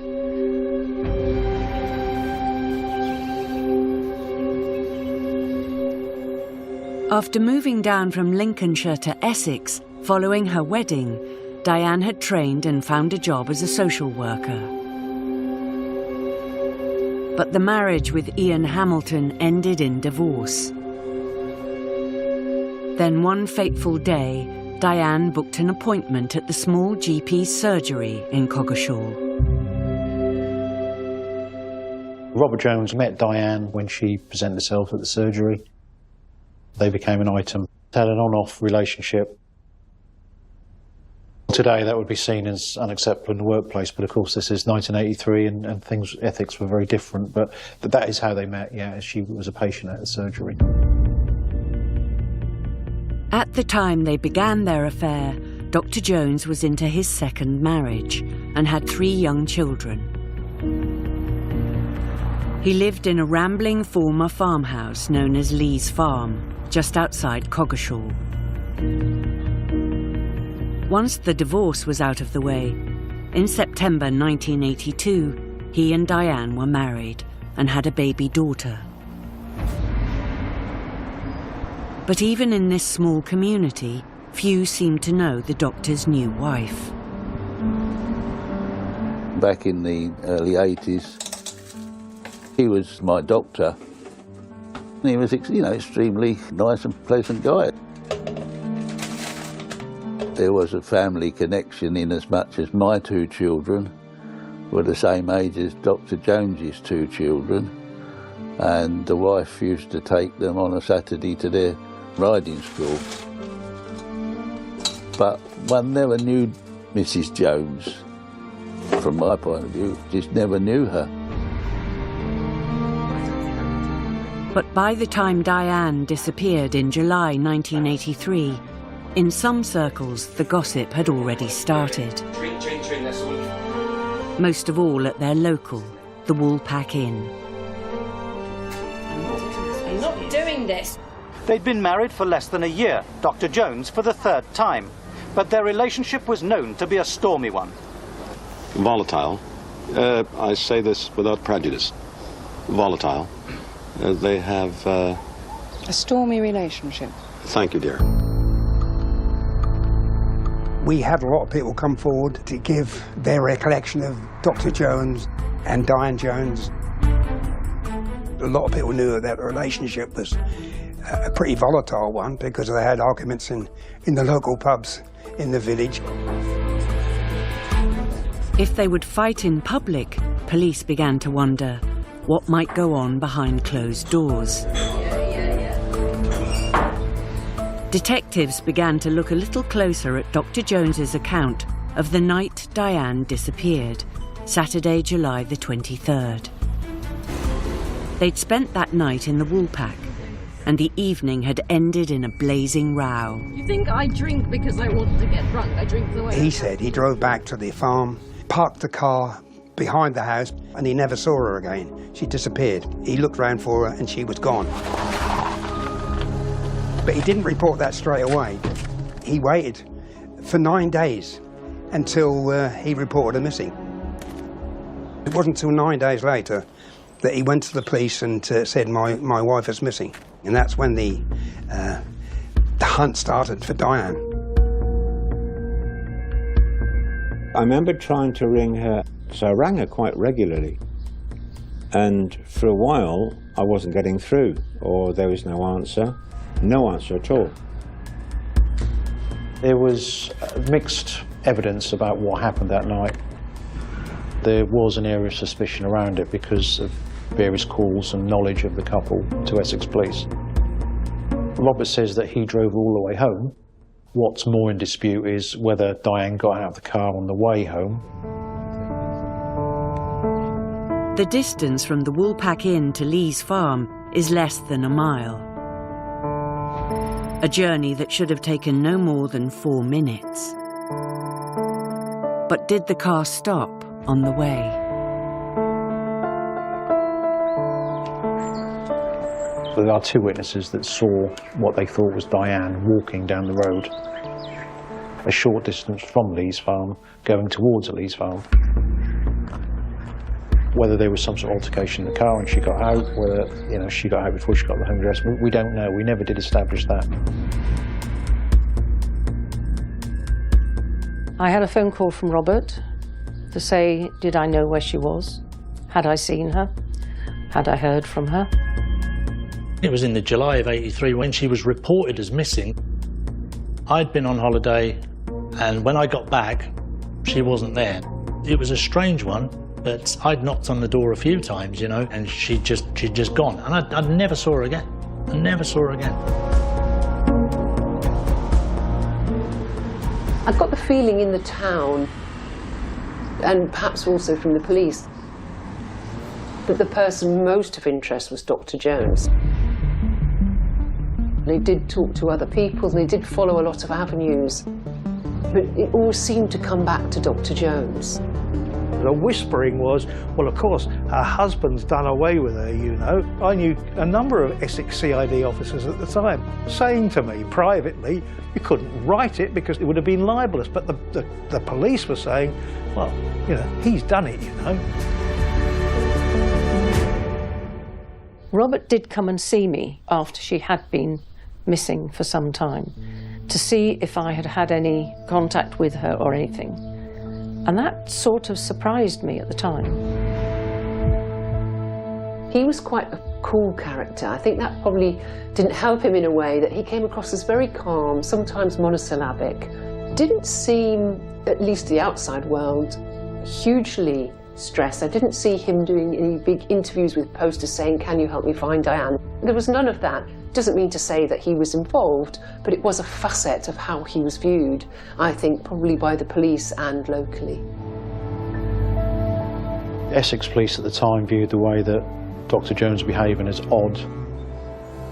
Diane and Robert had 2 cars. One was put up for sale shortly before Diane went missing and was sold afterwards. We did find that car was forensically examined at the time. It was a Peugeot car that he used to go to the Woolpack that night she disappeared. That was searched and forensically looked at. Nothing was found of any substance. He'd said to me, if you hear from her, get in touch with me, but I didn't. But I didn't hear from him afterwards. She was missing for a long time.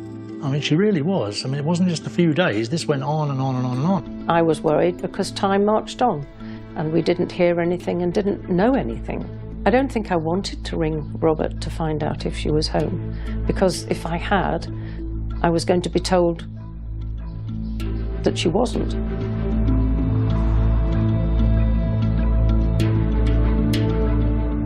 Her body was found in a lay-by on the A1,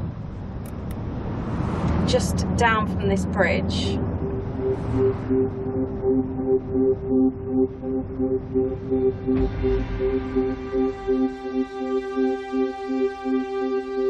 On September the 11th, 1983, 6 weeks after Diane Jones disappeared, a woman's body is discovered 50 miles from Coggeshall.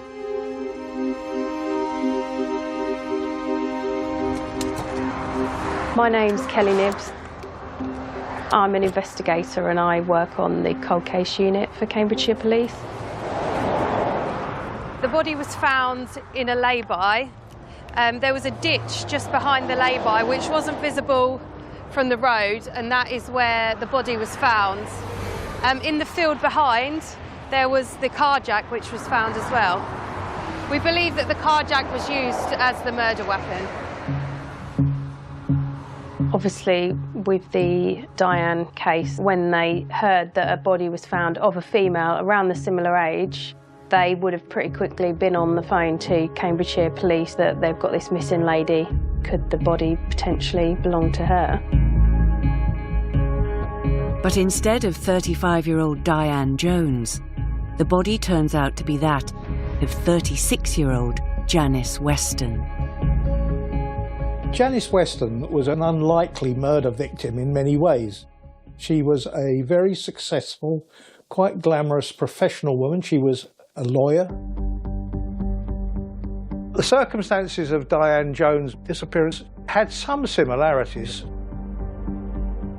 Like Janice, she was a professional woman, very middle class, well-to-do, respectable. Obviously, the two police forces had a good look at, any possible links. It is unusual to have two murders with similar circumstances. The ladies are of a similar age, and the locations aren't that far apart. It's very unusual, pretty much unheard of. Police now knew they were seeking a murderer. But had he killed one woman or two?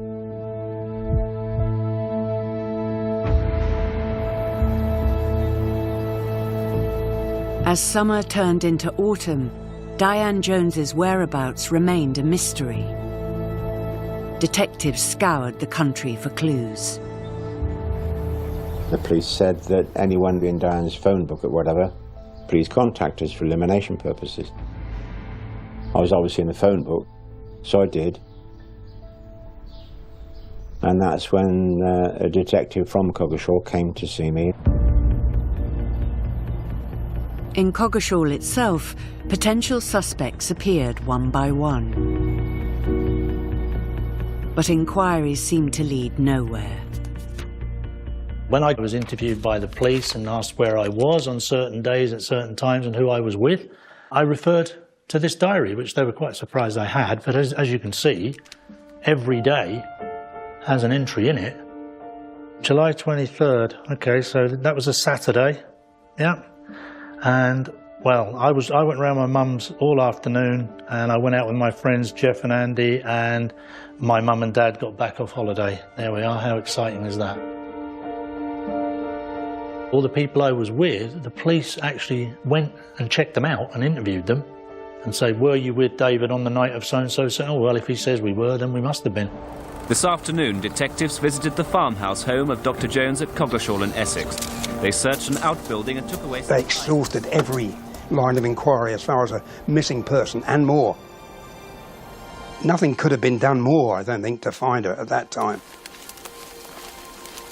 As August turned to September, then into October, every search of the area had drawn a blank. And so the focus returned once again to Lee's farm and Robert Jones. They dug up a lot of his garden, searched the house. They also dug up the road outside Lee's farm. There was some suggestion some work had recently been done. So there's excavations conducted there. And there was also a complete search looking for evidence of assault or anything connected with Diane.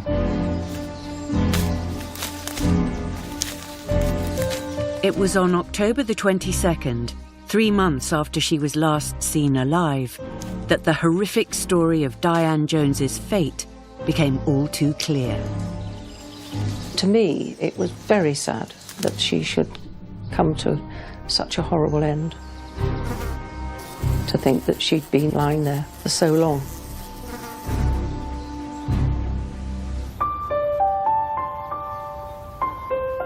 In 1983, in the last week of the hottest July then on record, 35-year-old doctor's wife Diane Jones had vanished without trace from her home just outside the small Essex town of Coggeshall. The search had focused around the sprawling farmhouse where she and the doctor had lived. But 3 months later, a beater with a pheasant shooting party pushed his way through a patch of woodland a little over 30 miles away, near Ipswich.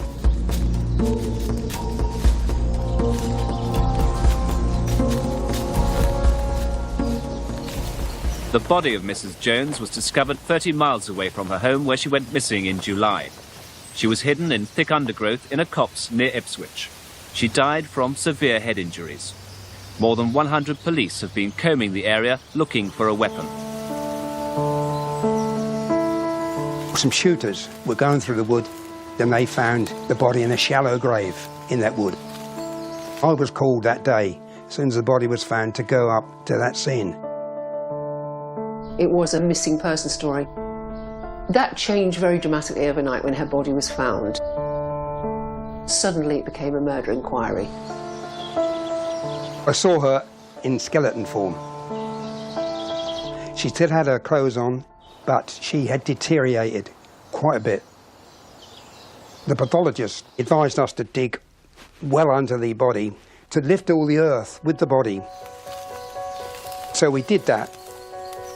She was dug up from that scene and taken to the mortuary at Cambridge. Diane's gone missing at the end of July. We've gone all the way through the summer to October. We've had a very hot summer, we've had rain, we've had animals, so it wasn't possible to do a facial recognition. 2 days later, she was identified through dental records as being Diane. The pathologist couldn't find any evidence of sexual attack. To murder somebody and leave her in a shallow grave in a wood in Suffolk, 40 miles from where she went missing, was strange without any sexual motive. She was wearing the same dress that she was seen on the 23rd of July. That supports that whatever happened to her on that evening. Diane had 4 puncture wounds to her skull, which were quite odd, and they were sort of a square indentation. The pathologist asked me to get a load of tools. I went to a tool merchant and bought as many tools as I could. A few days later, he called me up. He said he'd tested all these tools, and it was definitely a slate hammer, a slater's hammer. A hammerhead on one side, and on the other arm, a sharp point, which you can imagine if it goes into a skull, it's going to crack through the skull immediately, because that was what it was made for in the first place, to go through slates and so forth. This was exactly the wound that was caused to Diane's head, which killed her. Now, we interviewed the gardener at Lee's farm, and he said there was definitely a slate hammer in the coal bunker, which wasn't there anymore after her disappearance. Dr. Jones said that he didn't remember anything about that slater's hammer, but the gardener definitely saw it there, and it was missing on her disappearance. That weapon was never found, and we never found the murder weapon.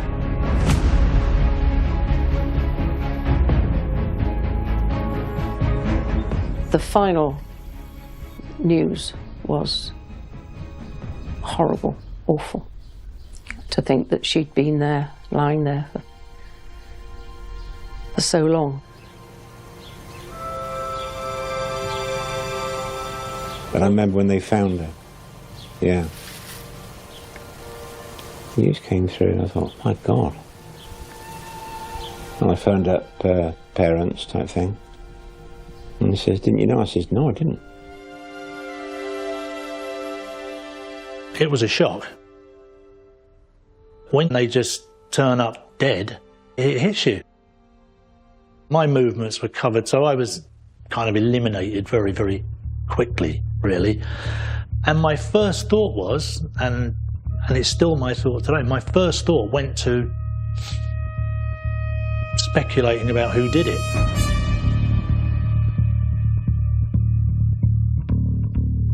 The inquiry seemed to be stalled, when all of a sudden, a clue emerged from the most unlikely source. Focusing on that. A group of men came to us who had gone past that very spot. They saw a Peugeot car parked there and a chap in fawn clothing dragging something from the car towards where the body was eventually found. The driver said he remembered the man in fawn clothes, which Dr. Jones said he was wearing that night, and witnesses said he was wearing fawn or cream clothing. They thought he was fly tipping, and the man was so intrigued by it, he wrote down the registration of the vehicle. One of the passengers wrote that car number down on a magazine that he had with him. He kept it for a long while, that number, but about 2 weeks before her body was found, he unfortunately threw that number away. The police were obviously very keen to recover the registration of the vehicle, so they employed a hypnotist to put the witness under hypnosis to try and recover that information. A psychiatrist from the University of Surrey who'd worked with the police before on hypnosis cases. He came. I was present when he put these witnesses under hypnosis. The man who took the number said he remembered some of the number. GHK something something T. Dr. Jones's car was the same letters, and it was a Peugeot. The driver of the vehicle could, under hypnosis, remember the number plate. But there was some concern that that detail of a vehicle had already been in the public domain in the newspapers. The danger was that that had already been revealed by the press what his registration was. So it was unsure how valuable it was. They decided it couldn't be relied on because the car number had been publicised in the paper. I interviewed the witness, and you have to know the people, and I really genuinely thought that chap was genuine. I thought there was a genuineness about it. We were desperate to get that car number. We even traced where the paper would have been disposed of to a tip at Cambridge, which we went to and looked at. It was enormous. So we thought, well, there's no chance of ever finding that paper. But we did have a look at that.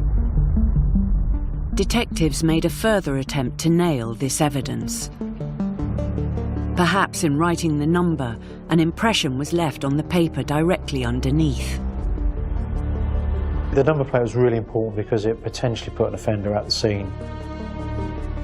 We went through all the exhibits to see if, when he'd written the registration, there was a piece of paper underneath. We used the old sort of grey pencil trick to see if anything had any registrations on that would help us. And we did recover some detail, but not of the vehicle, unfortunately. The most precious clue detectives had seemed to have ended up on a rubbish tip. But the pressure on them to find the killer was immense. This middle-class murder had the whole country talking. The journalists zeroed in more than they would have done had it been, let's be frank, some poor unfortunate woman living in a council estate in Liverpool who'd been, gone down the pub and been murdered by her boyfriend there. It would have been of no consequence by comparison. The papers couldn't get enough of the story. And it seemed like everyone had a theory about who Diane's murderer could be. Mediums were phoning up and saying they had dreams about certain things that happened. People from all over the country, giving their versions and their thoughts and their ideas, but mere speculation, really. I remember one in particular, someone from a prison near Oxford, who wanted to confess to the murder. We interviewed him in prison, but there was no connection. It was completely publicity-seeking. You must follow everything, but nothing ever concrete ever came to any of those other inquiries. The evidence police had gathered was all circumstantial, nothing which seemed to put the case beyond reasonable doubt. But 3 weeks after Diane's body was found, they decided to act. We didn't want to arrest Dr. Jones without investigating everything else first, but we decided there was enough evidence to arrest him and question him about all these things. The morning we went there, 6 o'clock in the morning, we said, "You're under arrest for," and cautioned him for the murder of your wife, Dr. Jones. He was quite cool. I've arrested murderers in my time. And he stayed very calm and collected all the way along the interview. Police went back to their earlier line of inquiry regarding the Jones family car, the one which Diane travelled in on the night she went missing. Robert Jones had sold the vehicle just days after Diane disappeared. And it had been sold with an empty grey woman's handbag still inside. Robert Jones was asked to explain. He said it was the one that she had in the car. Other witnesses say it wasn't the one she had when she went to the pub that night. There was a grey handbag found in the back of the car, and Robert Jones said that's Diane's. It was believed from several sources Diane had a brown handbag in the pub that night. So the bag that was found in the car wasn't the handbag she had at the time. Where is the brown handbag she had on the evening, and why is this grey handbag in the car? The search of Lee's farm raised other questions about items which Diane always carried with her. Diane's lighter was recovered, and her diary was also recovered, which didn't really add up. She would have had both those items in her handbag the night she went missing. Then new evidence emerged. Detectives learned that Dr. Jones was preparing to leave Coggeshall alone. Dr. Jones made inquiries of work and abroad just before Diane went missing. Dr. Jones did admit this. He had made inquiries before she disappeared about going to Australia to set up a new life without Diane. They had a different passport situation then. He had both names on the passport, his and Diane's. But he went to the passport authorities and removed her name from his passport. We questioned him about that as well. And he said, well, that was because I wanted to go on my own to Australia. So he was planning to break the relationship. Whether she was aware of that, I don't know. The doctor of this picture postcard town in the home counties was being held on suspicion that he'd beat his wife to death. Gossip on the street, gossip in the press, was rising to fever pitch. Police would soon need to charge Dr. Jones or let him walk free. We were just looking for the truth, that was all. But unfortunately, the truth kept coming back to Dr. Jones. In October 1983, the 3-month search for Doctor's wife, Diane Jones, came to an end. Her body was found in a wood near Ipswich, with 4 deep head wounds from a spiked hammer. But police were struggling to identify the killer. All the evidence they had was merely circumstantial. And over 3 days of interrogation, Dr. Jones continued to protest his innocence. We investigated every other possibility before we arrested him. We chased other information, but there was never any firm line of inquiry apart from Dr. Jones. Dr. Robert Jones has been held here at Ipswich Police Headquarters since his arrest yesterday morning. No charges have yet been brought against him, but he's still helping police with their inquiries into his wife's murder. Dr. Jones was arrested on 13th November 1983, and he was in custody for 3 days. Eventually, when we'd exhausted our inquiries, we released him. Dr. Jones' 55 hours in custody at Ipswich Police Station came to an end midway through the afternoon. A blue police van with darkened windows left the station with Dr. Jones inside. At the same time, the doctor's solicitor was heading towards the village of Coggeshall to rendezvous with his client at his Essex farmhouse. He then came out into the front garden along with his solicitor to answer reporters' questions. How have you been treated, Dr. Jones? Very well.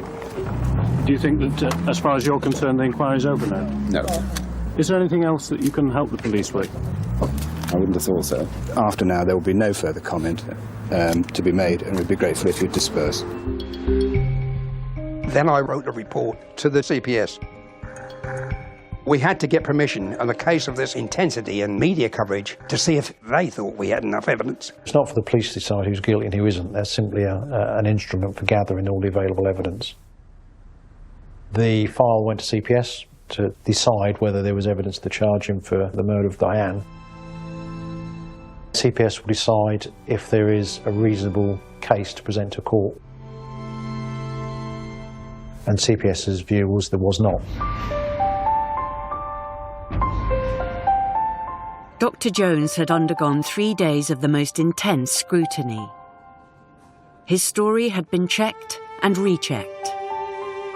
Nothing the police had gathered was enough even to charge him with the murder of Diane, much less convict him of the crime. The public perception of arrest is that the person is responsible for whatever they've been arrested for.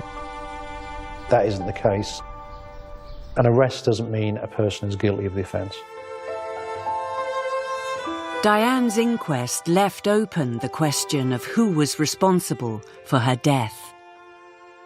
Today, the coroner, Mr. Noel Watkins, recorded a verdict of unlawful killing by a person or persons unknown. The funeral for Mrs. Jones can at last take place at Tilby in Lincolnshire. Her funeral will come as a welcome relief, not only to her father, Mr. Sid Walker, but also to her husband, Dr. Robert Jones.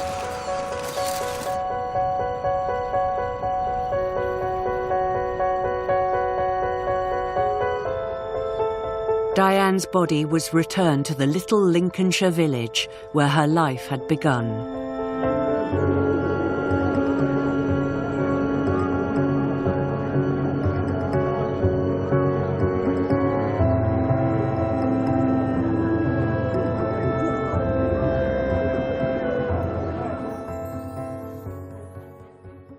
In the eyes of the law, Dr. Jones was blameless. But in many a household, tongues were wagging. In Coggeshall, the gossip within that little town would have been, you know, and her husband's done it, you know, and he's a doctor. Of all the people to do a thing like that. The suspicion went on and on. We can't ignore the facts, even though it could accuse us of tunnel vision. You can't ignore the facts of the case.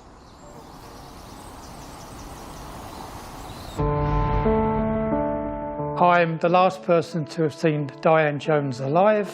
The man who says he saw the murderer at the scene of the crime. I looked inside the car and there was a woman laying dead. The other side of Diane Jones's life. She wasn't a sex maniac. She certainly was a drink maniac. She wanted company and a good time, yeah, okay, absolutely. Diane had a dilemma. Does she stay with her husband and lose her child, or lose her husband? How almost 40 years later, police reinvestigate Diane's murder.